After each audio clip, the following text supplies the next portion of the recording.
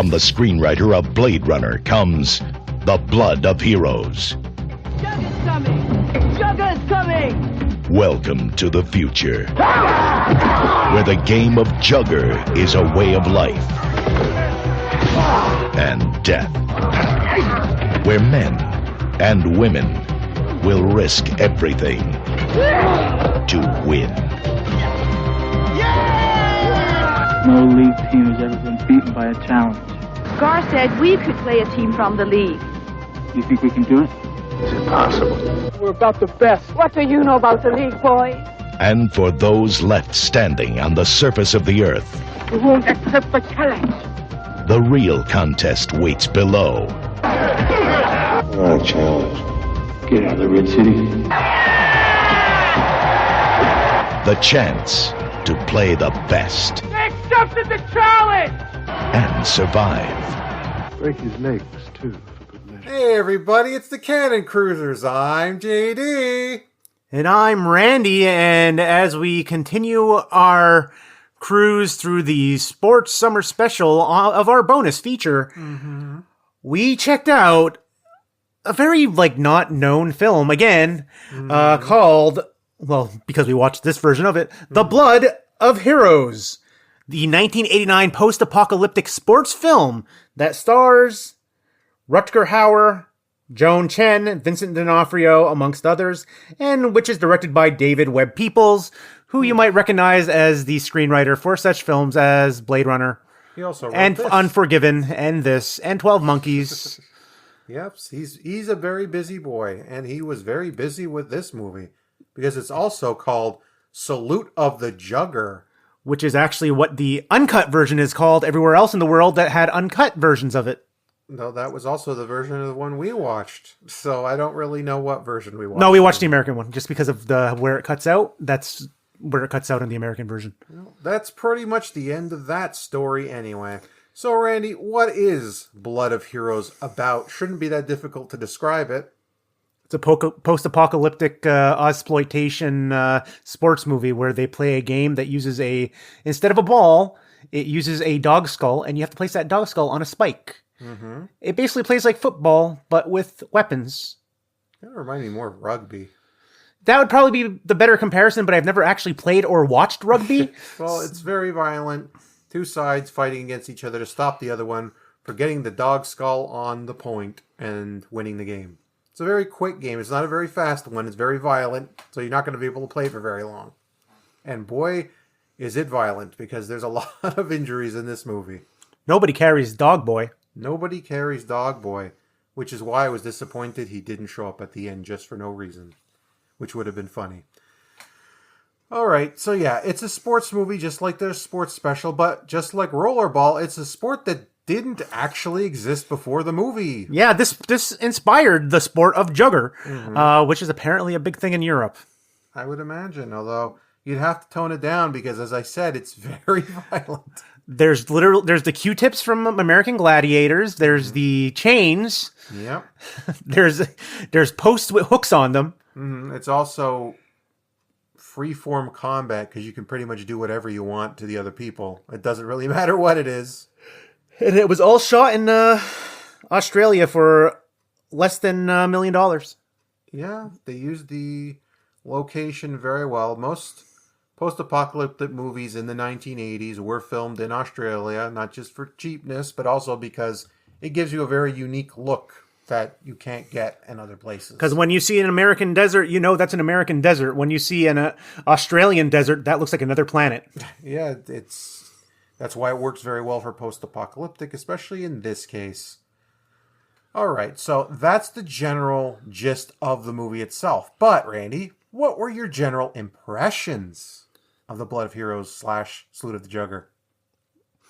How have we not heard of this movie prior to this? Because there was nothing bad about it. There was nothing. Sorry, I literally inhaled some dust. Oh, jeez. But there was nothing bad about the movie, so it's like you would think it would have been talked about a lot more. I would have been heard the cry of cult classic at some point about it. It's one of those movies you'd figure would be more well-known than it is, considering the people in it and the people who made it, and the fact that it's pretty unique, even from its era.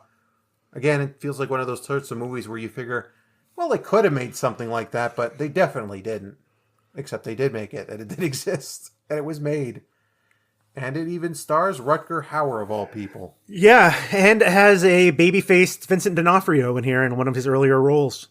And even though he has a cut on his face, he doesn't actually get, like, mauled, which I was expecting. Yeah, he always gets face damage. Always. I was expecting, like, because you said when you're reading one of the tags, oh, someone loses an eye, and first thing I thought, it has to be Vincent D'Onofrio. Because if you've seen any Vincent D'Onofrio movie, he always gets damage to his face. But no, it wasn't him in this one. It wasn't actually him, surprisingly. So yeah, He got a scratch on his face, JD. That was it. Yeah, it's very unique for a sports movie and for a post-apocalyptic movie. Because it's both of those, and yet neither of those at the same time. So you watch it, you're just thinking to yourself, huh, how come I don't know about this movie? Because it's not really like anything else I watch. And it's very much show, don't tell, other than the opening scene where it literally just a wall of text explaining the game. Oh, yeah, and the setting. Yeah, other than that, you don't get much lore building, nothing. It's just, okay, here are the settlements, and you're just following a group of juggers, not official league juggers, just regular old juggers, traveling from town to town to compete. Yep. And get their food and water for winning. And then when they get good enough, they're quick, who is like, I would say, the equivalent of a quarterback or a running back, actually. Probably a combination of both. She decides, I want to get the attention of the league. Because if you're in the league, you're set for life. And we're good enough to go to the league. So she asks Rutger Hauer's character, Sallow, let's go to the league and do the best we can be. Except he doesn't want to do it because he was there before, and that's a whole other backstory thing. Yeah, that's a backstory thing. He did something with a girl. So they end up there, and that's where the movie ends, where they finally face the league. So the 5 positions in we only learned this from dialogue is you have the quick and the slash, the drive and the back charge, and the masser. Yeah. Which is the chain wielder. Yeah, the chain guy. It's also referred to as a griffer as well. Yeah, because the chain guy is basically like your range. He's the guy who's going to keep them off your back. So yeah, it's basically 5-on-5. No spares or anything like that. Just the 5 guys, and they go around. After 100 rocks, that's a measurement of time they use. They don't have clocks or timers. After 100 rocks have been shot into a metal tin by a guy who's shooting it at roughly a consistent time, then they stop. I guess that's the first half, and then they continue playing the game. Yeah, it's basically like 2 periods, I guess. And but they're not long periods. And in the second half, they can change out players. But most of the time, they don't make it that far because the games are very vicious and very fast. No challenge has gone on for longer than 26 rocks. Except for the final one, because that's the big game at the end. All right, Randy, so let's get to it. We talked about the game, we've talked about the movie, we talked about general impressions. So let's just get to it. Highlights or lowlights? What do you want to start with? You know what? Let's go high today. Okay. I feel like getting high. You feel like getting high, do you? Feel like saluting your jugger? Yeah, I'm saluting my jugger. That's not a euphemism. The game is like Rollerball, is very well thought out. Yes. Very unique. There's not really a lot like it, even if it has similarities to football and rugby. It's very much of its own thing. There's enough rules there that they were able to create an actual game that is being played today. And because it was the writer who directed it, he basically managed to show it off as best as possible. It's the most straight out of his vision. Because he pretty much had full control of it, considering he was both the writer and director. So and he invented the game, obviously, because he's the writer. So you get the entire picture of it throughout the entirety of the movie. This is what he intended. And it's very well thought out, it's very interesting, and it's very violent and fast-paced. The games are not slow at all. Also, you have to call out the acting, because the acting is overall decent. I wasn't expecting this much competency. Well, Well, and you look who's in it. I mean, like, when does Rutger Hauer ever really screw that up? He's always one of the best parts of any movie he's in. Yeah, but that's just because it's charismatic, not necessarily because he's the best actor. Well, that's true, I guess. But in this case, he pretty much did carry the movie, I'd say. Even though nothing was wrong with any of the supporting cast, he was pretty much the reason you're engaged in the game. He's like the captain, so he has to be. He was the Slash. Yeah. And boy, did he slash. And got slashed himself. Hey-oh. And they pinned him to the ground. Yeah. Which was how the final game almost ended until he turned it around and beat the crap out of the guy who pinned him down. So, but he was trying to be honorable when he pinned him to the ground. He could have done what he was ordered to do, which was take him out, make him lose another eye, and break both his legs. Well, yeah, that was the other thing. Because that was a lot like when we talked about Rollerball, how the game is made, in that case, was made specifically so it could be broken, basically. And this one kind of gives you the opportunity to do really down low things if you want to.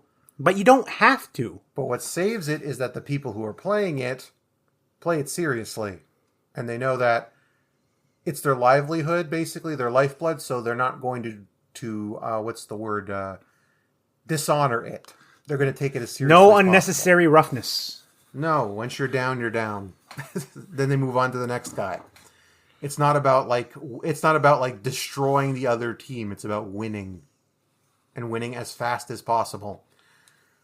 Which is what made the game very interesting to watch. Like I said, unlike Rollerball, which is made to be broken, this one is made to the fact that it could be broken, but the people playing it wouldn't benefit from it and don't do it. And like with Rollerball, we see every single game in this movie played out. That's true too, actually, yeah. We do. In this case, because the games are so fast and quick-paced, you are able to follow the entirety of the thing and realize, wow, no wonder so few people play this, because it's not only very violent, it's very fast and damaging, and it could be over in a second. Although, I'm not sure, did we see anybody actually die playing it? Like, outright die? No, but it's kind of implied that Dog Boy is going to die in the desert because he can't walk. Yeah, they left him there because he wanted to be left there. Because nobody carries Dog Boy. Yeah. This is why I said at the end it would have been funny to have him show up. Even if it wouldn't have made a lot of sense, it would have been funny. But yeah, aside from that, like I said, the game is very well done. The setting was very well chosen, I think. I think it was a really good idea to do it in Australia because it... Not just because of the budget. No, because it gave it a very distinct look about it, and it tells you that it's post-apocalyptic without actually having to beat you over the head with it. Aside from the beginning of the movie, you just get the sense throughout it because of how everybody behaves, everybody dresses, and how the game is played that this is clearly, at the edge of civilization. And it works for the game. And the story. So we've waffled enough on that. Now we have to get to the hard point. Which is the lowlights of the film. Which is the negative of the film. I would like to say, though, before we get to negatives, that we didn't actually, again, watch the full version of the movie. So no, we watched the American version of the film. We don't have full context for every single thing we're talking about, unfortunately. It would be nice to have it, but this movie's hard enough to find as it is. It's like been re-released since like 2002. It's like before we came on here, I literally saw that I could have, instead of going to a sketchy site and finding it, I could have bought a legitimate DVD of it. Which is full screen, like the one we watched. Full screen, like the one we watched. It would have been literally the same situation. That's how big of a problem this movie was. It hasn't been re-released in 21 years. Which is annoying, because it's also owned by WB, who doesn't re-release stuff very often. I'm still waiting for Bloodsport, by the way, WB. Thank you for that. So basically, this is the only real way we could watch it. So like a lot of things like full screen means we didn't see the full picture, for instance. And at the same time, because it's censored, we didn't really get the full ending either.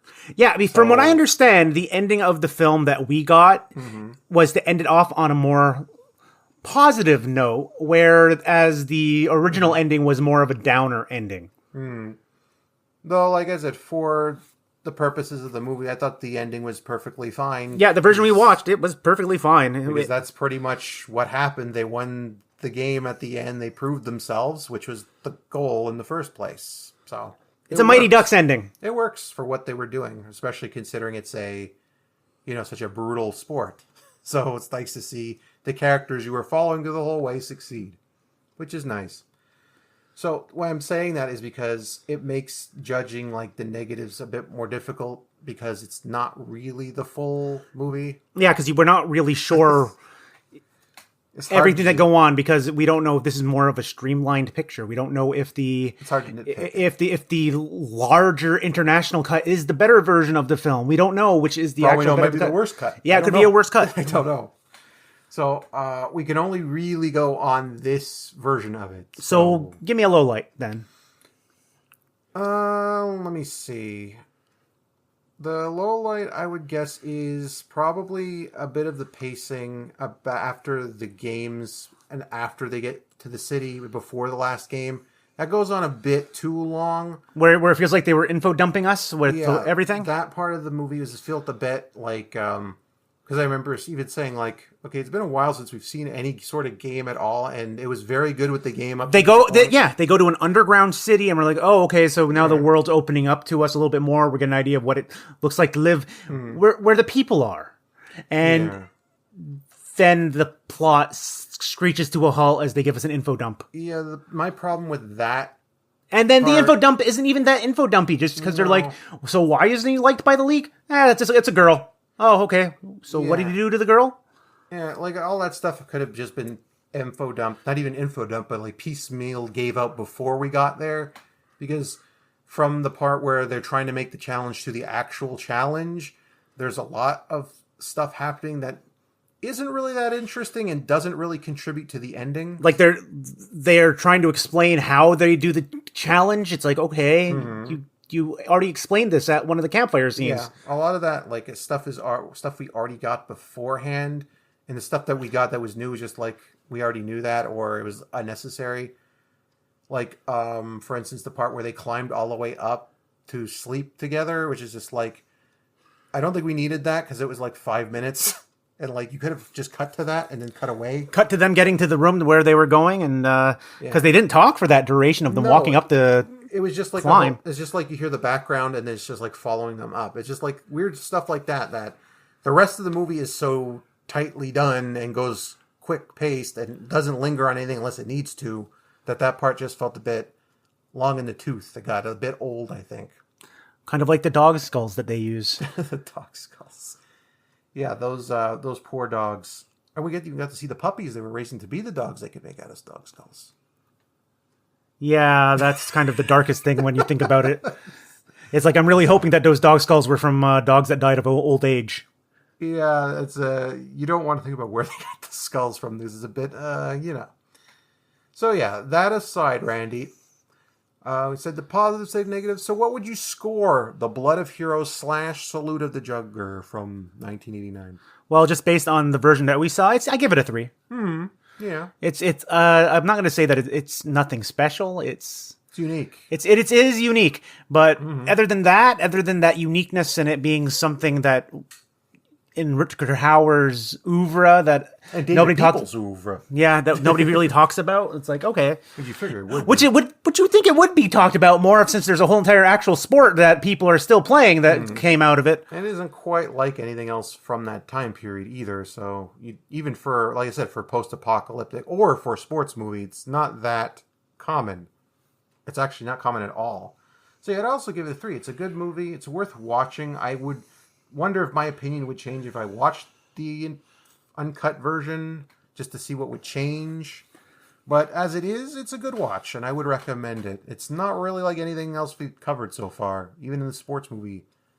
What's the sports movie special that we're doing? Yeah, thing we're doing. But ironically, it is the one that hits the most normal sports beats out of all of the ones we've watched. Yeah, which is kind of weird to think about. It is the most conventional sports movie, even with it being set in the post-apocalyptic world. Thinking about it, it's actually a lot like Youngblood. Yeah. It's actually, if you remember that movie and how that one progressed, it's actually not that different from this, which is kind of weird to think about. But yeah, that's about it for this one. I don't think we got a whole lot else to say. It's a unique movie. It's worth seeing, and it's a good watch. And I recommend it. All right, everybody. We'll see you next time when we continue our cruise through our sports movie catalog. Goodbye. Goodbye.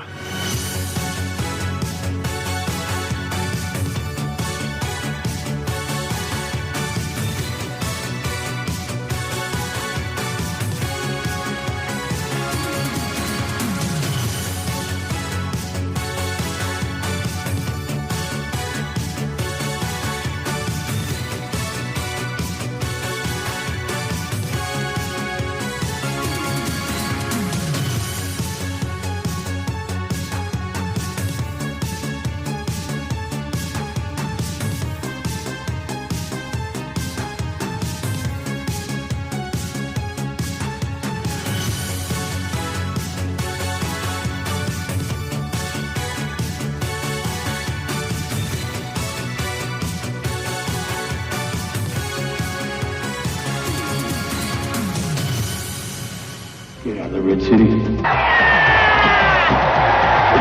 The chance to play the best They accepted the challenge! and survive. Break his legs, too, for good measure. Stained with the blood of heroes.